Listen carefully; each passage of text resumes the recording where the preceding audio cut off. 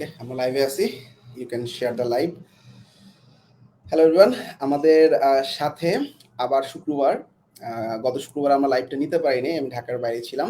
এই শুক্রবারে আরো দুজন এলিট মেম্বারদেরকে নিয়ে লাইভে চলে আসলাম। আমার জাস্ট সেকেন্ড স্ক্রিনে আছে আদনান মুত্তাকিন। আদনান মুত্তাকিন আমাদের ফাইবারে অলরেডি লেভেল 1 সেলার এবং প্রায় 52টার মতো কাজ কমপ্লিট করছে। এবং থার্ড স্ক্রিনে যাকে দেখা যাচ্ছে প্রিয়মস ইসলাম অভি, এবং সে অলমোস্ট 160টা কাজ কমপ্লিট করছে এবং প্রায় $10,000 প্লাস আর্নিং এবং ফাইবারে লেভেল 2 সেলার। তো আমরা তাদের মুখ থেকে শুনি। প্রথমে চলে যাই প্রিয়মসের কাছে। আসলে ফ্রিল্যান্সিং এর যাত্রাটা আমরা জাস্ট জেনারেল গল্প করবো আর কি। তো যাত্রাটা বা আসলে ফ্রিল্যান্সিং এর আইডিয়াটা কিভাবে আসছিল, বা মানে শুরুটা কিভাবে আসলে? আচ্ছা ভাই, প্রথমত হচ্ছে যে আমি পড়ি হচ্ছে বরেন্দ্র ইউনিভার্সিটিতে। আমার হচ্ছে তখন আমি পড়ছিলাম সেকেন্ড ইয়ারের ফাইনালে ছিলাম। তো আমার একটা ফ্রেন্ড ছিল যে অলরেডি হচ্ছে কোডম্যান মিডির মেম্বার।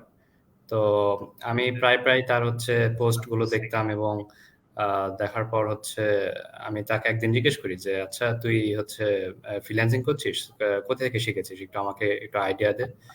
তো আমি সর্বপ্রথম তার কাছ থেকে ধারণা নিলাম কোডম্যান বিডি সম্পর্কে। এবং তারপরে হচ্ছে আমি নিজে কিছুটা অ্যানালাইজ করলাম, এটাকে নিয়ে একটু ঘাটাঘাটি করলাম। তারপরে হচ্ছে একটু অনলাইন জগতে দেখলাম যে এটা কেমন কি ডিমান্ড, ফ্রিল্যান্সিংটা কি, তারপরে হচ্ছে এখান থেকে কেমন আর্নিং হয়। মানে ভাবলাম যে যদি সত্যি মানে আর্নিং এই বয়স থেকে করা যায় তাহলে তো খারাপ কিছু না। তো তারপরে হচ্ছে যে আমি তাকে এইটা নিয়ে একটু আরো বললাম যে আমাকে একটু বুঝা যে আসলে কিভাবে ভর্তি হতে হবে এবং কি কি করতে হবে। তো বলল যে আমার ওই বন্ধু বলল, ওর নাম হচ্ছে শাহাদাত হোসেন সজীব। ও ও ও আমার ওই হয়তো বা 38 নম্বর ব্যাচের ছিল। আচ্ছা, আহ, রাইট। তো তারপরে হচ্ছে আমাকে বলল যে তুই জাস্ট হচ্ছে কোডম্যান মিডিয়া এই নাম্বারে ফোন দে, তুই তাদের কাছ থেকে ইনফরমেশন নিতে পারবি এবং ওখানে ভর্তির সব ইনফরমেশন ওখানে দেওয়া থাকবে। তো আমি আসলে কিছুই জানতাম না, কারণ এর আগে আমি কখনো ফ্রিল্যান্সিং জগতে ছিলামও না এবং সামান্যটুকু ধারণা ছিল না। তো তারপরে হচ্ছে আমি নাম্বারে ফোন দিই এবং আহ, একটা আপু ফোন ধরে, রিমা ঋতু আপু ফোন ধরে। তো তারপরে হচ্ছে আমাকে সব ডিটেলস গুলো বলে যে এভাবে ভর্তি হতে হবে এবং আপনি যদি এটা শিখতে চান তাহলে এটা এখানে। তো আমি বললাম যে ঠিক আছে। তো আমি ঠিক এক সপ্তাহের মধ্যে আমি ভর্তি হয়ে যাই। তারপরে আমাদের একসময় ক্লাস শুরু হয়। তো ক্লাসের প্রথম দিনই আমাদের মিনাজ ভাই আমাদেরকে স্বাগতম জানায় এবং তারপরে হচ্ছে সবকিছু বলে দেয় যে কিভাবে কি হবে। তারপর আস্তে আস্তে ক্লাস চলতে থাকে। তারপরে এমন এক দিন গেছে প্রায় রাত 2টা 3টা পর্যন্ত ক্লাস চলেছে। ঠিক আছে, খুব এক্সাইটেড ছিলাম তখন, অনেক এক্সাইটেড ছিলাম যে কবে মানে আরো স্কিল ডেভেলপ করব, কবে একটা মার্কেট প্লেসে ঢুকে আরো যারা সিনিয়র, হ্যাঁ, কিভাবে আর্নিং টার্নিং করবো। তো তারপরে এক সময় আমাদের ফাইবার ক্র্যাশ শুরু হয়। তো ফাইবার ক্র্যাশ শুরু হওয়ার পর হচ্ছে আহ, অনেকেই তখন ঝরে পড়েছিল, অনেকেই আর ধৈর্য রাখতে পারেনি। তো যারা শেষ পর্যন্ত গেছিল তাদের মানে অনেকটুকু আমাদের সাহায্য করেছে কোডম্যান বিডি থেকে। তো আমি যখন ফাইবার অ্যাকাউন্ট খুলি তারপরে হচ্ছে ঠিক 2 দিনের মাথায় আমার ভোর 5টার দিকে একটা নক আসে। বাট আমি আসলে সামহাও ঘুমিয়ে যাই এবং আসলে নকটা মিস করি। সেটা আমি ঘুম থেকে উঠে যখন প্রায় 8টা বাজে তখন আমি দ্রুত সাপোর্টে কল দিই যে কেউ আছে কিনা, আমাকে একটু সাহায্য করুন, আমাকে একজন নক দিয়েছিল, আমি বুঝতে পারি নাই। তো বলছে তখন রবিন ভাইয়া ছিল। তো রবিন ভাইয়া আমাকে বলছিল যে তুমি এতক্ষণ রিপ্লাই দাওনি কেন, তাড়াতাড়ি রিপ্লাইটা দাও, না হলে তোমার রেসপন্স রেটটা কমে যাবে। হ্যাঁ, তো আমি তাড়াতাড়ি করে আবার রিপ্লাই দিলাম। কিন্তু তারপরে আমি অপেক্ষায় থাকলাম যে সে কি আর রিপ্লাই আদৌ দিবে, রিপ্লাই ব্যাক তো আর আসেই না। আমি তখন একটু মানে আপসেট হয়ে যাই যে হয়তো আমার প্রথম ক্লায়েন্ট, তাও মিস করলাম। তো অনেক দুঃখ লেগেছিল। তারপরেও আমি ধৈর্যহারা হইনি। অনেকদিন এভাবে চলে গেছে। তারপরে প্রায় আরো 10-15 দিন পর আরেকটা নক পাই। এবং সেটা হচ্ছে একটা মহিলার দ্বারা, এবং বায়ার রিকোয়েস্টের মাধ্যমেই আমি নকটা পেয়েছিলাম। আমি অ্যাকচুয়ালি বায়ার রিকোয়েস্টে কি দিয়েছিলাম আমার নিজেরও মনে ছিল না, কারণ আমি প্রতিদিনও অনেক বায়ার রিকোয়েস্ট সেন্ড করতাম। তারপরে হচ্ছে এক সময় একটা মহিলা এসে আমাকে বলে যে তুমি কি কাজটা পারবা। আচ্ছা, তাহলে আচ্ছা। আমাকে বলো। আমি ভাবছি যে কি কাজ আমি তো ভুলে গেছি। তারপর আমি আবার ওখানে যেয়ে বাই রিকোয়েস্টের অপশনে গিয়ে দেখলাম যে আমি কাকে কাকে কি কি সেন্ড করেছিলাম এবং এই নামে কি ছিল। তো তারপরে ওখান থেকে আমি খুঁজে পাই যে এই মহিলা আসলে এইটা চাচ্ছে। তো আমি ভেবেছিলাম যে মেইল চিম্পের কাজ হবে, কারণ সে ইমেল মার্কেটিং এর একটা টেমপ্লেটের বিষয় নিয়ে কথাবার্তা বলছিল। তো মেইল চিম্প হলো মানে ওটা সিমিলার, ওটা মেইল চিম্প ছিল না, ওটা ছিল হচ্ছে কনভার্ট কিট। তো আমার প্রথম কাজটা ছিল হচ্ছে কনভার্ট কিটের মাধ্যমেই।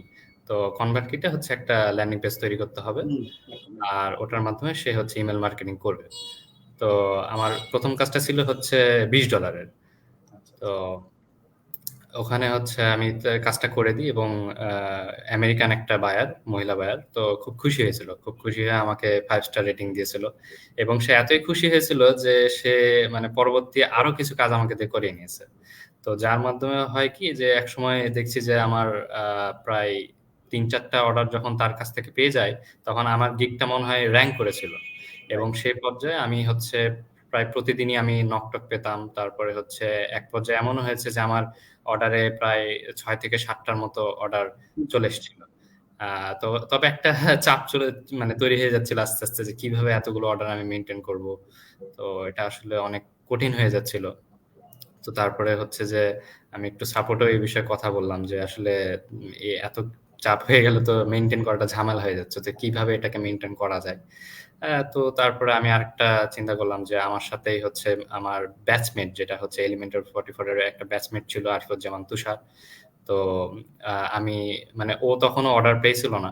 তো আমি চিন্তা করলাম যে আমি তাকে বলে আমরা দুজন একটু কোঅপারেট করি, যে আমি তাকে হয়তো কিছু কাজ দিই, দিয়ে হচ্ছে যে আহ, ও আমাকে কিছু কাজে হেল্প করুক। করুক, এটাতে রাইট। ওরও সাহায্য হবে, আমারও সাহায্য হবে। তো সেক্ষেত্রে আমরা দুজন মিলে তখন একটা টিম ওয়াইজ কাজ করছিলাম, কাজ করে। যে কিছু কিছু কাজ আমি করছিলাম, কিছু কাজ ওই করছিল। তো সেই হিসেবে আস্তে আস্তে মানে যাতে কি কোনো ক্লায়েন্টের আমি মানে লেট কিংবা রিভিশনে এইসব না পড়ি, এইসব ঝঞ্ঝাট মেটানোর জন্য মানে দুজন মিলে একটু কাজটা করছিলাম। তো আচ্ছা। এক সময় যে আমাদের আন্ডারস্ট্যান্ডিং লেভেলও ভালোই হলো। তো তারপরে হচ্ছে এভাবে আস্তে আস্তে চলতে থাকে। আর এক পর্যায়ে হচ্ছে একটা বায়ার মানে খুবই বাজে একটা অবস্থা হয়ে গেছিল যে আমাকে একটু মিসআন্ডারস্ট্যান্ডিং হয়েছিল। সে ভেবেছিল যে এই কাজটা হচ্ছে এইভাবে করতে হয়, বাট আমিও আসলে বুঝতে পারিনি যে সে এটাই চেয়েছে, যে যার জন্য হচ্ছে যে সে অর্ডার একসেপ্ট করেছে বাট একটা খারাপ রিভিউ দিয়ে দিয়েছে। তো আচ্ছা। এটার জন্য হয় কি যে আমার তখনই সাথে সাথে লেভেল ডাউন হয়ে গেল।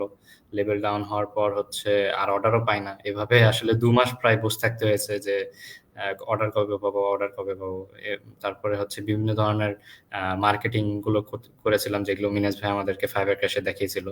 তারপরে মানে যেটা গিগ গিগ মার্কেটিং।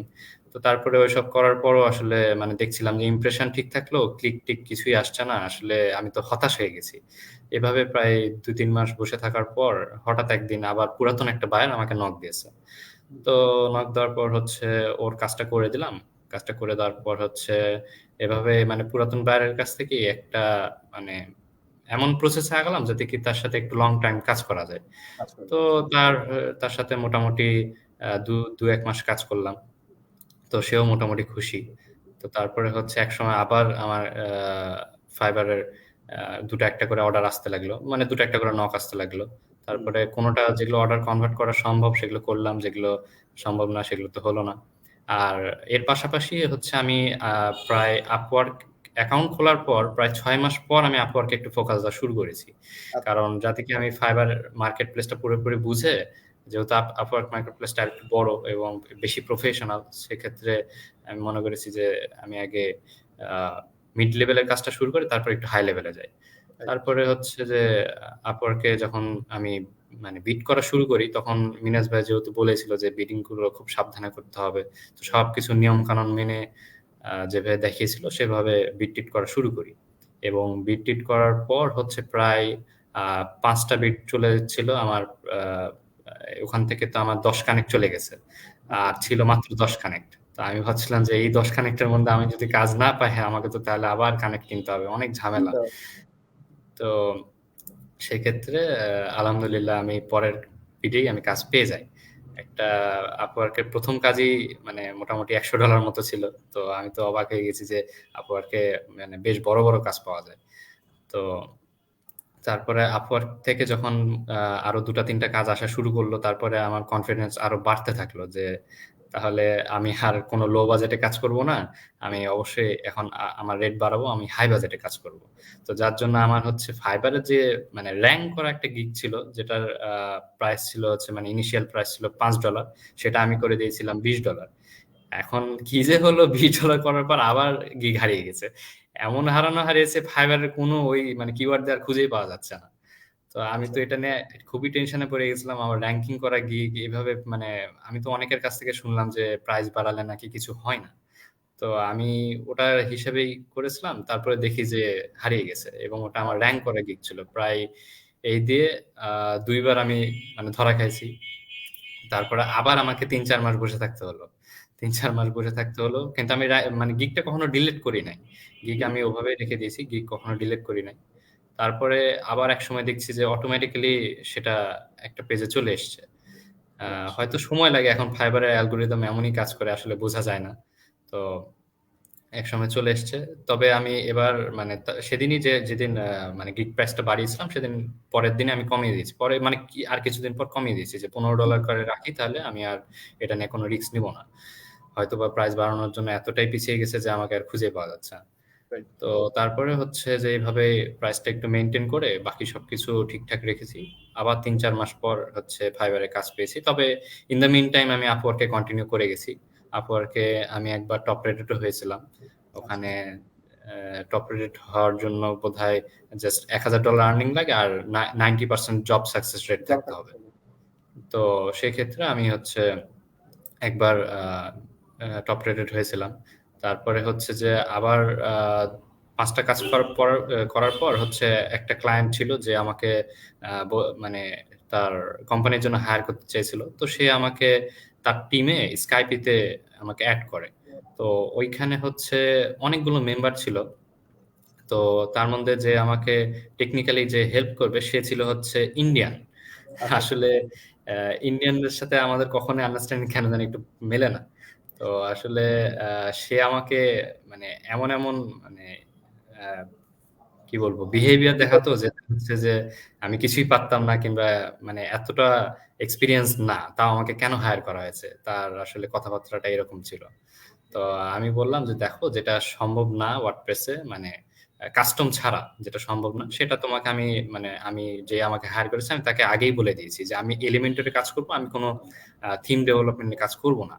তো তোমার যেটা এখন রিকোয়ারমেন্ট হচ্ছে সেটা কিন্তু প্রায় থিম ডেভেলপমেন্ট এ চলে যাচ্ছে। আমি কিন্তু আসলে সেটা পারব না। সেটা আমি আগেই বলেছি এবং আমার ভিডিও আমি বলেই দিয়েছি যে আমি এলিমেন্টর নিয়ে কাজ করব। আমি পেজ ডিজাইনিং যা লাগে আমি করে দেব। কিন্তু আমি থিমে হাত দিব না।"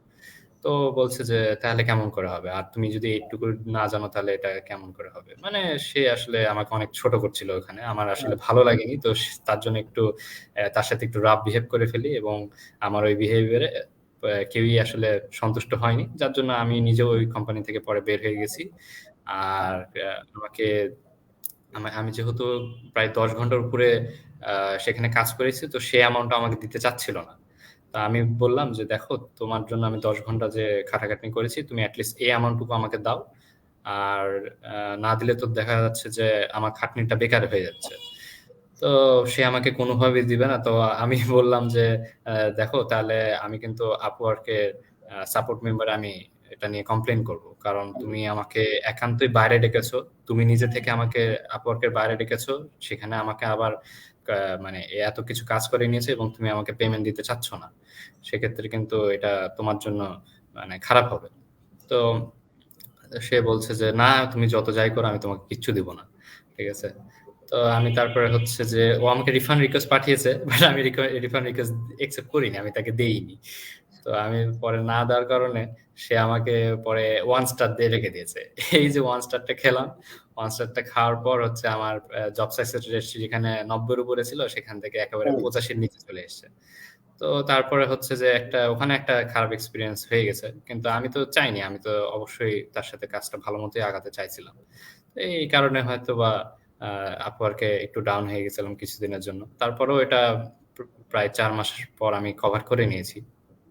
আর বর্তমানে হচ্ছে যে আমি আপওয়ার্কেরই একটা এজেন্সির সাথে কাজ করছি বলতে মানে not a long time, but একটা প্রজেক্ট ওয়াইজ আমাদের হচ্ছে 2 মাসের একটা প্রজেক্ট ছিল, তো 2 মাসে একটা প্রজেক্ট রিসেন্টলি কমপ্লিট করলাম।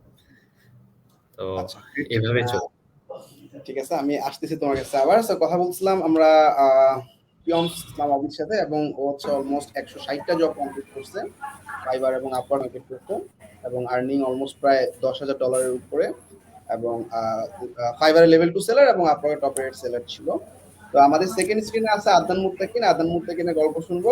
আদনান ফাইবারের লেভেল 1 সেলার এবং প্রায় 52টা কাজ কমপ্লিট করছে। তো আচ্ছা, তোমার স্টার্টিংটা কেমন ছিল, মানে ফ্রিল্যান্সিং এ আসাটা কিভাবে আসলে? আর এক মিনিট, যারা লাইভটা দেখতেছো আচ্ছা, তারা আমি সবাই, লাইভটা যারা দেখতেছো সবাই কমেন্ট করতে পারো, মানে যেহেতু ওরা এক্সপার্ট এবং অলরেডি অনেক দিনের এক্সপিরিয়েন্স মার্কেট প্লেসে, তো তোমাদের রিপ্লাই গুলো দেওয়ার চেষ্টা করবে। তোমরা কমেন্ট করলে আমরা কমেন্ট গুলো হাইলাইট করে তাদের কাছ থেকে রিপ্লাই নেওয়ার ট্রাই করবো। হ্যাঁ আদনান, গো ফর ইট। আচ্ছা, প্রথমত হচ্ছে আমার ফ্রিল্যান্সিং আমি শুধু জানতাম যে মানুষ করে, কিভাবে করে, কি কি কাজ হয় আমি এটাও জানতাম না। তো আমার একটা ইন্টেনশন ছিল যে আমি ভার্সিটিতে উঠলে আমি হয়তো বা এমন কিছু করব যে নিজে অন্ততপক্ষে নিজের পকেট মানি নিজে আর্ন করতে পারি। তো যেটা হলো যে একাডেমিক প্রেশার আরো অনেক কিছু মিলে হচ্ছিল না। তো এভাবে চলতে চলতে থার্ড ইয়ারের শেষের দিকে তখন হচ্ছে করোনা চলে আসলো। প্যান্ডামিকের জন্য সবকিছু অফ হয়ে গেল। দেন তখন তো বাসায় বসে তখন ভাবলাম যে এটা আমার জন্য একটা চান্স, আমি যদি কিছু করতে পারি তো আমি হয়তো বা এই করোনার এই প্যান্ডামিকের এই টাইমটাতেই করতে পারবো। এছাড়া আমি যেহেতু আচ্ছা এতদিন কোনো সময় বের করতে পারি নাই, মনে হয় না সামনেও পারবো। দেন আমার ভার্সিটি এক জুনিয়র, সে হচ্ছে সিএমবিটি মেম্বার ছিল, সে সেখানে শিখতেছিল কাজ। তো হঠাৎ করে তার সাথে আমার একদিন দেখা, মানে ফেসবুকে কথা। তো তার থেকে আমি সব শুনলাম। তারপরে তার কাছে থেকে সিএমবিডি সম্পর্কে জানি, দেন সিএমবিডিতে কথা বলে ভর্তি হলাম। আমিও ওই ইলিমেন্টর অ্যান্ড শপিফাই ব্যাচের স্টুডেন্ট ছিলাম। তারপরে সেখান থেকে হচ্ছে কোর্স শেষ হয়, আমাদের ফাইবার ক্লাস শুরু হয় হচ্ছে 2020-এর ডিসেম্বরে, হচ্ছে ডিসেম্বরের 12 তারিখে। সবকিছু কমপ্লিট করতে করতে ওই 13-14 তারিখ পড়ে যায়। আর আমি প্রথম কাজটা পাই হচ্ছে লাকিলি একদম 2021 সালে 1 জানুয়ারিতে, বছরের প্রথম দিনে প্রথম কাজটা পাই, এবং ওটাই ছিল আমার জীবনে ফার্স্ট আর্নিং। খুব ছোট একটা কাজ ছিল, $5 একটা কাজ ছিল।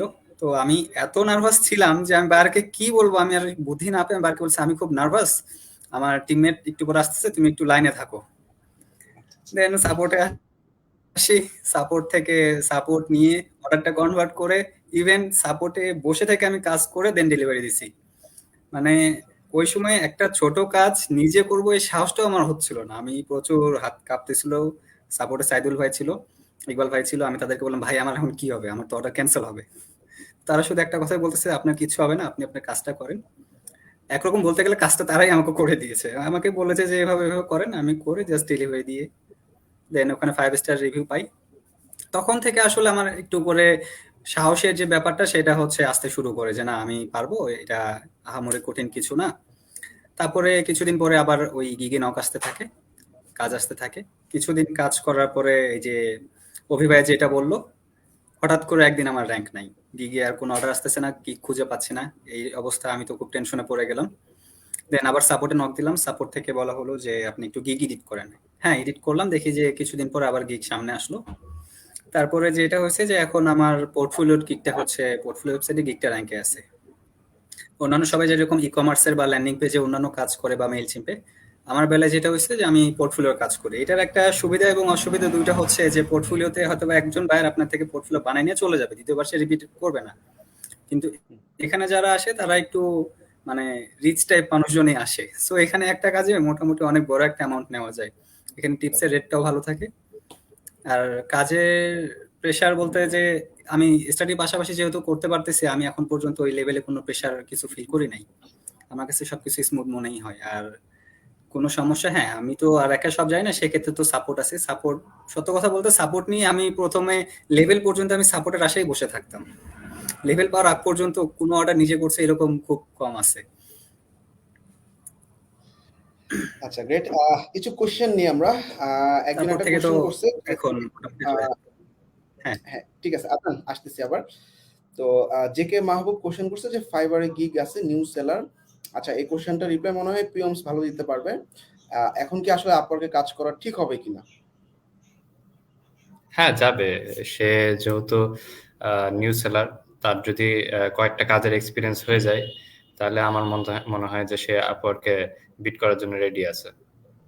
আচ্ছা, তোমার কাছে বেসিক ডিফারেন্সটা কি মনে হয়েছে ফাইবার এবং আপওয়ার্কে? দুটো মার্কেট প্লেসে কাজ করছো এবং দুটো মার্কেট প্লেসে একটা ভালো পজিশনে গেছো।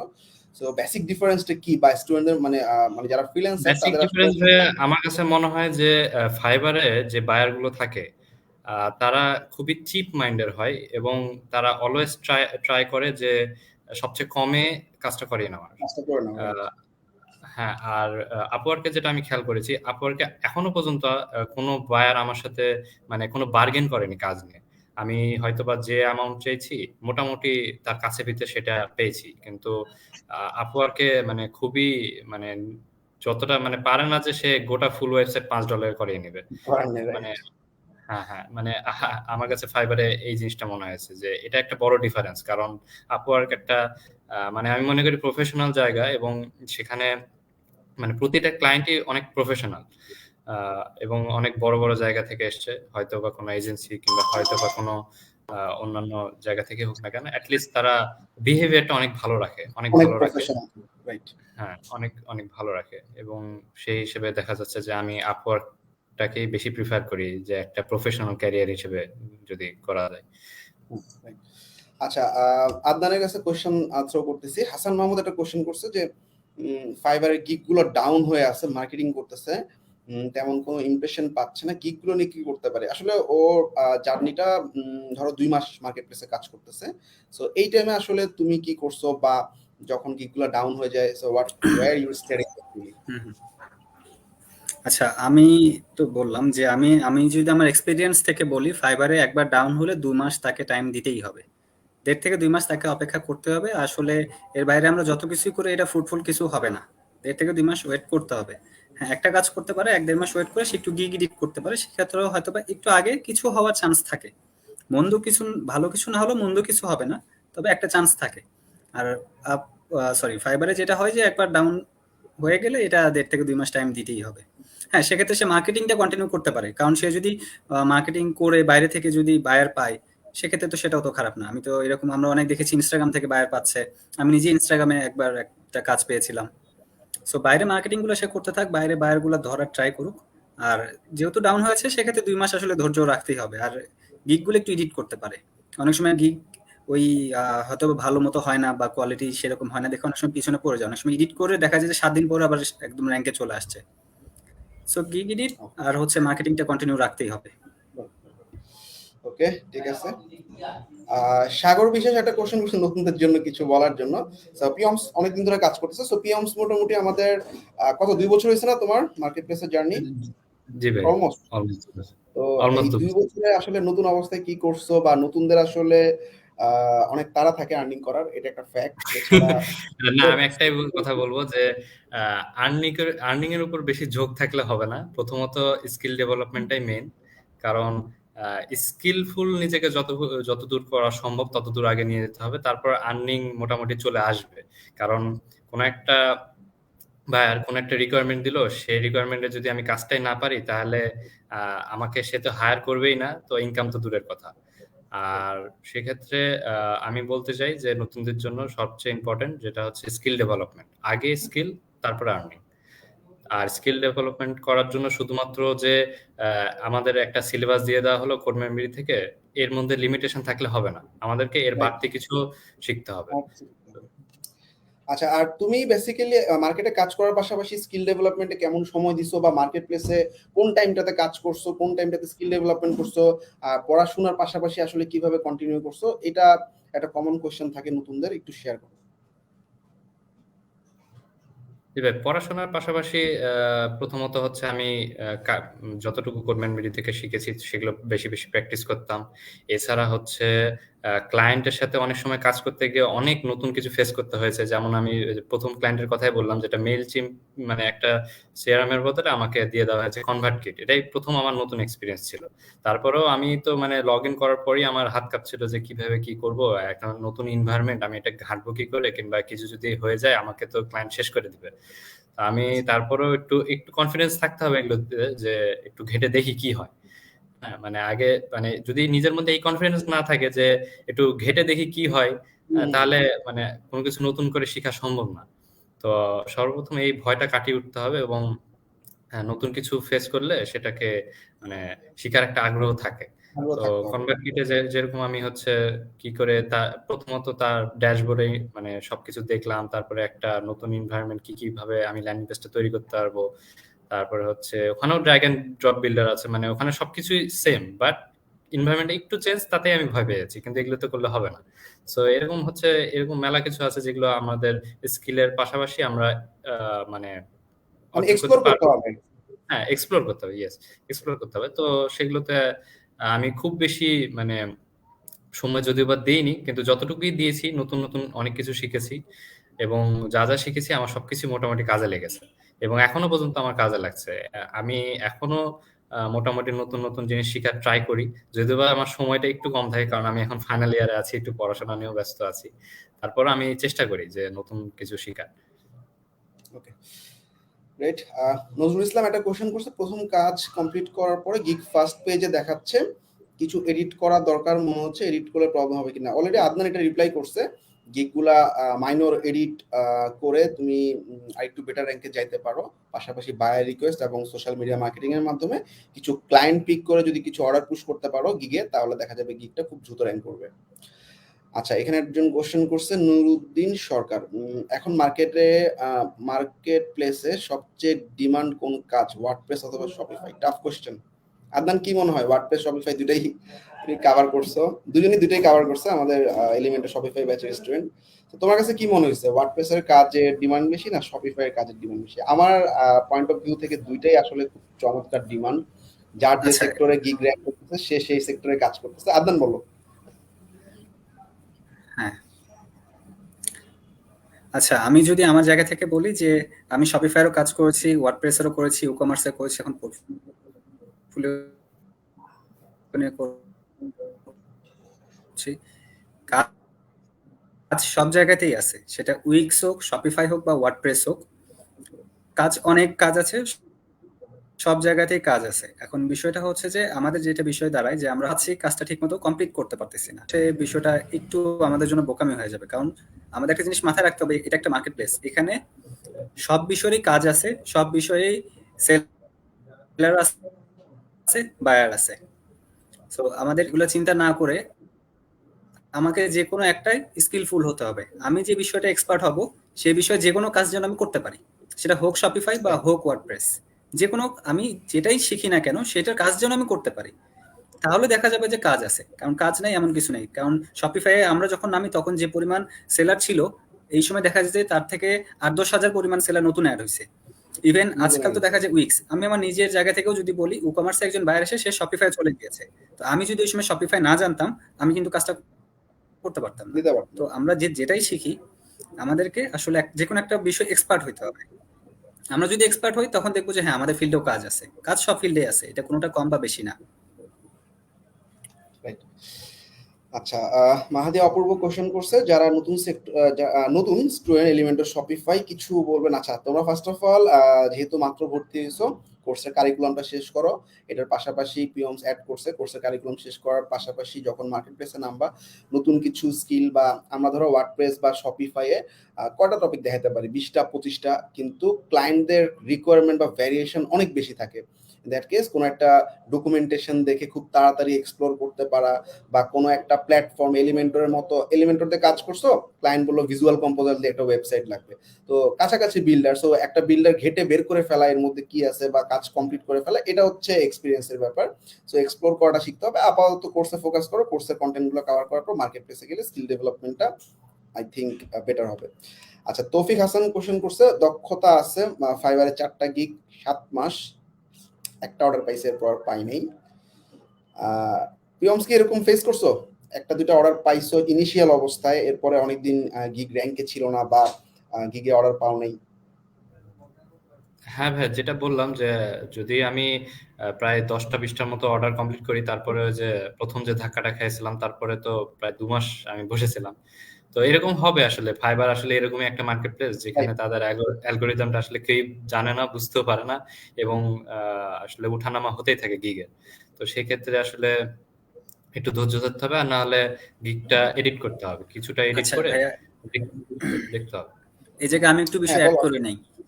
এই যে অর্ডার পাওয়ার পরে হঠাৎ করে গিগ নাই হয়ে যাচ্ছে, এটা নিয়ে কিন্তু আমি সাপোর্টে নক করেছিলাম। তো ফাইবার থেকে আমাকে যে রিপ্লাইটা দেওয়া হয়েছিল যে আমাদের অ্যালগোরিদমটাই এরকম যে আজকে আমাকে সামনে নিয়ে আসবে, কালকে আরেকজনকে নিয়ে আসবে, এটা ফাইবারে মানতে হবে। সো এই জন্য যে বিষয়টা মাথায় রাখতে হবে যে বায়ার রিকোয়েস্ট এবং সোশ্যাল মিডিয়া মার্কেটিং, এই দুটো জায়গায় যদি কেউ স্ট্রং ভাবে থাকে, একটা সময় দেখা যাবে যে সে ফাইবারের বাইরে অনেক ক্লায়েন্ট পাচ্ছে। আচ্ছা রাইট। সো এই দুটো এবং জায়গায় সেগুলোকে তাকে ফাইবারে স্ট্রং পোস্ট থাকতে হবে। করতে পারলে আর যদি একটা সে ভালো নতুন হয়, অবস্থান। আমি হ্যাঁ, আর সে যদি নতুন হয়, নতুনদের ক্ষেত্রে আমি আরেকটা বিষয় অ্যাড করবো যে যারা নতুন আছেন তারা ভাইয়া বসে না থেকে আপনি আরো কিছু আমাদের সিএমবিডি ইউটিউব চ্যানেলে তো সব মানে সব কোর্সেরই টিউটোরিয়াল ভিডিও দেওয়া আছে। আপনি ওগুলো দেখেন, যেহেতু আপনি ক্লাস করছেন, আমি ধরলাম ক্লাস করে আপনি শুধু বেসিক টুকু জানছেন, তো আপনি আরো অ্যাডভান্স লেভেলে কিছু দেখেন। সাপোজ কেউ এলিমেন্টর এন্ড শপিফাই করছে, সেই কমার্স দেখে কমার্সটা একটু আগায় নিল, যেন বায়ার আসলে তার কাছে যেন বায়ারটা মিস না হয়ে যায়। কাজ পাওয়ার পরে সাপোর্ট আছে, তার টিমমেট আছে, সবাই আছে, কিন্তু কাজটা তো তাকে সাপোর্ট পর্যন্ত নিয়ে যাওয়ার পর্যন্ত তো বায়ারকে টিকায় রাখতে হবে। সো এই জন্য যারা নতুন আছে তারা তাদের স্কিলের উপর একটু ফোকাস করুক। আর ফাইবার এটা সিস্টেম, এই যে একবার ডাউন খাইলেও মানে 2 মাস, আর ফাইবার আজকে একজনকে সামনে আনবে তো কালকে আরেকজনকে আনবে। এটা ফাইবারের অ্যালগোরিদমটা এরকম, এটা মানতে হবে। রাইট। আচ্ছা তারেক কোনো কোশ্চেন করছে একটা যে লেভেল 1 সেলার আপওয়ার্কে বিট করতেছে কিন্তু কাজ পাচ্ছে না। অভি ভাইয়ের কাছ থেকে সাজেশন চাচ্ছে যে কি টাইপের text I mean buyer request পাঠাও। আচ্ছা, তো এখানে হচ্ছে ক্লায়েন্ট যে একটা জব পোস্ট করবে, প্রথমত জব পোস্ট একটু ভালো করে পড়ে দেখতে হবে যে সে আসলে কি চাচ্ছে, তার প্রবলেমটা কোথায়, তার সলিউশনটা আমি কিভাবে দিতে পারবো। তো আমি মূলত হচ্ছে জব রিকোয়েস্টটা পড়ার পর আমি এরকম করি যে মিনাজ ভাইয়ের যে টেকনিকটা আছে, যেখানে হচ্ছে যে তার পুরাতন কোনো আহ, কি বলে রিভিউ সেকশনে গিয়ে যদি তার নামটা খুঁজে বের করা যায়, তাহলে তার আগে নামটা খুঁজি, এবং নামটা খোঁজার পর তাকে হচ্ছে নাম ধরে ডেকে আমি তাকে একটা নক দিই যে হাই, তুমি তোমার আমি জব রিকোয়েস্টটা পড়লাম, এবং তোমার এই জায়গায় সমস্যাটা যেহেতু করছে, আই থিঙ্ক আমি এটা সলভ করতে পারবো, আমি এর আগেও এই কাজটা করেছি, আর এই জিনিসটা এইভাবে সলভ করা যায়। তুমি যদি আমাকে একবার সুযোগ দিয়ে দেখো, তাহলে হয়তো বা আমি তোমার এই প্রবলেমটা অনেক অতি দ্রুত সহকারে আমি সলভ করে দেবো। তো সেক্ষেত্রে হয় কি যে আমি জাস্ট এভাবে একটা ক্যাজুয়াল মেসেজ দিই, এবং মোটামুটি আমি বেশিরভাগই এভাবেই মানে রেসপন্স করি কোনো জব পোস্টে বিট করার জন্য। তো আই হোপ এভাবে করলেই হবে, এছাড়া ইউনিক কোনো টেকনিক আমার প্রয়োজন পড়েনি। আচ্ছা এমনি তোমার কি কানেক্ট কিনা লাগছে পরবর্তীতে? হ্যাঁ ভাই, পরবর্তীতে কানেক্ট কিনা লেগেছে আমার, যখন কানেক্ট শেষ হয়ে গেছিল, পরে তো আমি আপওয়ার্ক থেকে যখন ডলার পেয়ে গেছি, তো ওই ডলার থেকে আমি ওগুলো দিয়ে কানেক্ট। আচ্ছা আদনান একটা কোশ্চেনের রিপ্লাই করো। ফাহিম ফয়সাল একটা কমন কোশ্চেন করছে, স্কিল ডেভেলপমেন্ট ইংলিশে করার জন্য আসলে কি করা যাবে। বেসিক্যালি ইংলিশ স্কিল ডেভেলপমেন্টটা ছোট কাল থেকেই যে ডেভেলপমেন্টটা হয় আমাদের এডুকেশন প্রসেসে, ওই প্রসেসে যদি গ্যাপ থাকে তাহলে রিকভার করা খুব টাফ। তারপরেও আসলে অনেকগুলো ওয়ে আছে, ইংলিশ মুভি বা এরকম। সো আদনান একটু শেয়ার করো তুমি স্কিল ডেভেলপমেন্টের জন্য কি কি জিনিস সাজেস্ট করো ফর ইংলিশ ক্লায়েন্ট কমিউনিকেশন।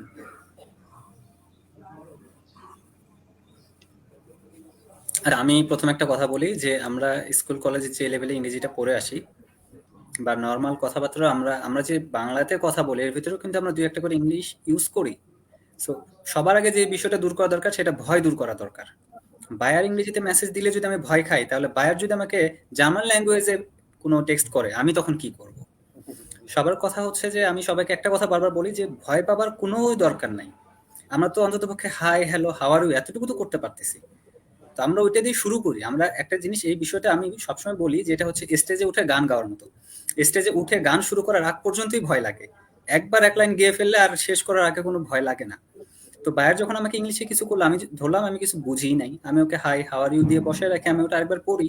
দেখা যাবে যে আমি যখন একবার ওকে রিপ্লাই করতেছি, আমার ফোবিয়াটা চলে যাচ্ছে। আর আমি যদি নিতান্তই না বুঝি, গুগল ট্রান্সলেটর আমি ইউজ করতে পারি। ইংলিশ তো একটা মানে 90-95 ভাগ বায়ার হয়তো বা ইংলিশ ইউজ করে, এমন অনেক বায়ার থাকে। আমি একবার এক স্প্যানিশের সাথে কাজ করেছি, জার্মানের সাথে কাজ করেছি, পুরোটা তো আমি ট্রান্সলেটর দিয়ে ইউজ করেছি। তো ট্রান্সলেটর ইউজ করে যদি আমি করতে পারি, তো ইংলিশের ক্ষেত্রেও করা যাবে। দরকার সে বাংলাতে টাইপ করলো, ট্রান্সলেটর ইংলিশ হয়ে যাচ্ছে, সেটা সে ওখানে পেস্ট করে দিল। আর সবচেয়ে বড় কথা, ভয়টাকে কাটাইতে হবে। আমরা আসলে পারি না এমন কিছু না, আমরা ভয় করি যে হায় হায় ইংরেজি বললো, এ তো আমেরিকান, এর ইংরেজি তো অনেক ভালো, আমার ইংরেজি ভুল। এটা সম্পূর্ণ ভুল। আমরা আমাদের ইংরেজি বলা বা লেখার ক্ষেত্রে যে জিনিসটা মাথায় আসে যে ওই article, preposition, right form of verb, tense আমরা সব মিলাইতে চাই। এটা তো গ্রামার না, আমরা তো এখানে গ্রামার এক্সাম দিচ্ছি না, আমরা কথা বলতেছি। কথার উদ্দেশ্য হচ্ছে মনের ভাবটা বোঝানো। তা আমি যদি আমার মনের ভাবটা বুঝাইতে পারি, সেখানে টেন্সের ভুল হয়েছে না ভার্বের ভুল হয়েছে সেটা তো কেউ দেখবে না। এখানে তো আমি কোনো এক্সাম দিচ্ছি না। এটা ভয় পাওয়ার কোনো কিছু না। এটা রিল্যাক্স ভাবে চিন্তা করতে হবে যে এটা জাস্ট একটা বাংলায় যেভাবে কথা বলতেছি, কথা বলার উদ্দেশ্যটা কি। কথা বলার উদ্দেশ্য মনের ভাবটা বুঝাইতে পারলেই হয়েছে। যদি আমি একেবারেই না পারি, আমি একেবারে কিচ্ছুই পাই না, ট্রান্সলেটর ইউজ করব। সো এটা নিয়ে ভয় পাবার কিছু নেই। যারা যারা খুব খুব ভয়ে থাকেন, ফোবিয়া কাজ করে, আমি তাদেরকে বলবো যে ভাইয়া বা আপু, আপনারা ফাইবারের পাশাপাশি গুগল ট্রান্সলেটর একটা ট্যাব ওপেন করে রাখেন, দেখবেন ভয় চলে গেছে। আর এছাড়াও বাংলাদেশে এখন অনেকগুলো অ্যাপ আছে, তো বিবিসি জানালা সহ অনেকগুলো অ্যাপ আছে যেখানে অ্যাপের মাধ্যমে একজন পার্টনারের সাথে কথা বলা যায়। ইনিশিয়াল লেভেলে সবাই জিরো থাকে, তো ওই পার্টনারদের সাথে কথা বলে আস্তে আস্তে গ্রো করা যায়। বাট সবচেয়ে মজার ব্যাপার হচ্ছে মার্কেট প্লেসের ক্লায়েন্টের 80% ক্লায়েন্টই আসলে চ্যাটের মাধ্যমে কমিউনিকেশন গুলো হয়। সো আমরা ইংলিশ জাস্ট বুঝতে পারলে এবং লিখতে পারলে হবে, একদম সবসময় যে বলতে পারতে হবে, নট লাইক দ্যাট। আচ্ছা, আরেকটা কোশ্চেন, এটা প্রিয়মসকে আমি ফরওয়ার্ড করতেছি। একটা বিষয় থাকে ভাই আছে, হ্যাঁ হ্যাঁ, বলো বলো, শেষ করো তুমি। আরেকটা বিষয় থাকে যে অনেক সময় হয়তো বা বাইরে আমাদেরকে ভিডিও কলে নিয়ে আসে বা কোনো একটা জায়গায় বা সে কথা বলতে চায়। আমি একটা বিষয় বলি যে কোনো বায়ার যদি আপনার সাথে কথা বলতে আসে, আপনি তাকে ঠিক আছে ওয়েলকাম, সে যেভাবে কথা বলতে চাচ্ছে ভিডিও কলে বা অডিও কলে, আপনি কথা বলেন, ভয় পাবার কোনো দরকার নেই। যেখানে বুঝবেন না খুব ভদ্রভাবে বলবেন সরি। আপনি তার 10টা কথার একটা রিপ্লাই দেন, কোনো সমস্যা নেই, কিন্তু আগে আপনি যেহেতু কাজ করবেন আপনাকে বুঝতে হবে সে কি বলতেছে। ঠিক আছে, আপনি যদি না বোঝেন বারবার প্রশ্ন করেন, তারা বিরক্ত হবে না, কিচ্ছু হবে না, কারণ তারা কাজ করাইতে আসছে, আপনি কাজ করতে গেছেন। মূল জিনিসটা আপনার কাজটা বোঝা, আপনার কাজ বুঝে গেছেন, আপনি ওকে বলে ছেড়ে দেন, আপনি আপনার জাস্ট কাজটা করেন। কারণ যারা দেশের আমাদের ম্যাক্সিমাম ক্লায়েন্ট তো থাকে ইউএস, ইউকে, এই ধরনের ইউরোপ এলাকার। তো তারা আসলে খুব মানে আমাদের মতো এত ইমোশনাল না, এত ভুল ধরনের তারা ব্যস্ত থাকে না। তারা আমি তোমাকে কাজ দিলাম, তুমি কাজ করলে, দ্যাটস ফাইন। তারা এর বাইরে আসলে এত কিছু নিয়ে ভাবে না। সো এটা নিয়ে ভয় পাওয়া বা চিন্তা করার কিছু নেই, এটা একটা কমন বিষয়, এটা করতে করতে হয়ে যাবে, এটা একটা অভ্যাস এবং সাহসের বিষয়। রাইট, এটা হচ্ছে সবচেয়ে ইম্পর্টেন্ট জিনিস। আর ভিডিও কল কমিউনিকেশনের ক্ষেত্রে তোমরা ভিডিওগুলো রেকর্ড করে রাখতে পারো, পরবর্তীতে বারবার শুনলা বা আমাদের স্টুডেন্ট যদি হয়ে থাকো আমাদের সাপোর্ট টিমে আসলে আমাদের সাপোর্ট টিম কমিউনিকেশনগুলো করে দিবে। সো চ্যাট কমিউনিকেশন হোক, ভিডিও কমিউনিকেশনগুলো হোক, এখন তো ডাইরেক্ট জুম সাপোর্ট দেওয়া হচ্ছে তোমাদেরকে। যারা মার্কেট প্লেসে গেছে ডাইরেক্ট একটা জুমের লিঙ্ক থাকে, 24 আওয়ার্সে আমাদের মেম্বার থাকে, যে কোনো সময় ঢুকে গেলে যে কোনো ইস্যু সলভ হয়ে যাবে। আচ্ছা পিয়মস, পুরো রাত কি জেগে থাকো? ভাইয়া যে কোশ্চেন করলো যে মোশাররফ রাহিম, পুরো রাত না জেগে থাকলে কাজের অর্ডার পাওয়া যায় না, এই কথাটা আসলে তোমার ক্ষেত্রে তুমি কি মনে করো আসলে? আচ্ছা, প্রথম অবস্থায় যেটা আমি বললাম যে আমি ভোর 5টার দিকে একটা নক এসেছিল, তো সেই অর্ডারটা আমি মিস করেছি। তো আসলে হ্যাঁ, আমি মনে করি যে রাত জায়গাটা ইম্পর্টেন্ট এই কারণে যে অ্যাটলিস্ট প্রথম কয়েক মাস যদি আমার ফাইবারে বেশি স্ট্রাগল করতে হয় তাহলে এবং কাজটা পাওয়া যদি খুবই ইম্পর্টেন্ট মনে হয় তাহলে সেক্ষেত্রে আমি রাত জায়গাটা প্রিফার করি। তাহলে হয়তোবা কারণ আমাদের টাইম রেঞ্জ আর বিদেশের টাইম রেঞ্জ তো এক না। এখন আমাদের যে সময়টা রাত, ওদের সেই সময় দিন, এবং তারা সেই সময়টা হয়তো বা ফ্রি হয়ে আমাদেরকে তারপরে হয়তো ফাইবারে মানে স্টাফ খুঁজতে বের হয়। তো সেক্ষেত্রে হয় কি যে আমরা যখন রাত জাগি মানে রাতে ঘুমিয়ে পড়ি কিংবা ভোর প্রায় 5টা 6টা 4টা এরকম টাইম গুলোতেই তারা বেশিরভাগই নক গুলো দিয়ে থাকে। আমি এরকম বহুত নক পেয়েছি, প্রায় 3টা 4টার উপরে এরকম বহুত নক পেয়েছি। তবে আমি মনে করি যে লাইফস্টাইলটা একটু হলেও চেঞ্জ করতে হবে। হয়তোবা আমি অন্য কোনো টাইমে একটু ঘুমালাম, রাতের দিকে একটু জেগে থাকলাম, আর রাতে জাগার মেলা কারণ আমি খুঁজে বের করে নিলাম। হয়তোবা আমি কোনো একটা মুভি দেখতে বসলাম কিংবা স্কিল ডেভেলপমেন্টের সময় দিলাম, আমার এখানে কাজও হচ্ছে আর আমি ক্লায়েন্টের জন্য ওয়েটও করছি। তো এইভাবে মোট কথা একটু মানে সবকিছু বজায় রেখে একটু চেঞ্জ করাটা বেটার হবে। এটা সিমিলার একটা কোশ্চেন, সাগর বিশ্বাস, একটু অ্যাড করো এটার সাথে। মিনিমাম কত ঘন্টা অ্যাক্টিভ থাকা দরকার, বা অ্যাক্টিভ থাকার উপরে গিগের র‍্যাঙ্ক কতটা ডিপেন্ড করে আসলে? আমি দিনে প্রায় সবখানি মানে অল টাইমই প্রায় অ্যাক্টিভ থাকি। ফাইবারে আমি যথেষ্ট অ্যাক্টিভ থাকারই চেষ্টা করি। আমি একটা কি যেন আছে রিফ্রেশ, আমি নামটা ভুলে রিফ্রেশার, গেলাম। হ্যাঁ, অটো রিফ্রেশার রিফ্রেশার। একটা, অটো রিফ্রেশার, হ্যাঁ অটো রিফ্রেশার অটো আমি রিলোডার। হ্যাঁ এটা ইউজ করতাম। তো একসময় ইউজ করতে আমাকে এটা ফাইবার নিষেধ করে, মানে তারা আমাকে একটা মেইল দিয়েছিল। তারপর থেকে আমি আর ইউজ করি না। তবে তারপরও আমি মোবাইলে কিংবা আমার ল্যাপটপ ওপেনই রাখি। আমার পেজে যখনই যাই একটা করে রিলোড ম্যানুয়ালি মারি, আর না হলে আমি মোবাইল দিয়ে ঢুকি। মানে দিনে আমি সবখানেটাই আমি অ্যাক্টিভ থাকি, আর রাতে জাস্ট হচ্ছে হয়তো বা একটা অ্যালার্ম দিয়ে রাখি যে আমার 4টার পর একটু আমি ফাইবারে ঢুকবো, আমি একটু দেখবো। তো সেই ক্ষেত্রে আমি মাঝে সাঝে এরকম দেখি। আচ্ছা great. আচ্ছা আদনান রিপ্লাই করো। শাহেদ খান আপনি একটা কোশ্চেন করছে, কিছু কিছু ডিজাইন পেজ বিল্ডার দিয়ে করা যায় না, শপিফাই পেজ বিল্ডারের কথা বলতেছে সম্ভবত, সেক্ষেত্রে আসলে এটা কিভাবে সলভ করো? এটা ইম্পর্টেন্ট কোশ্চেন।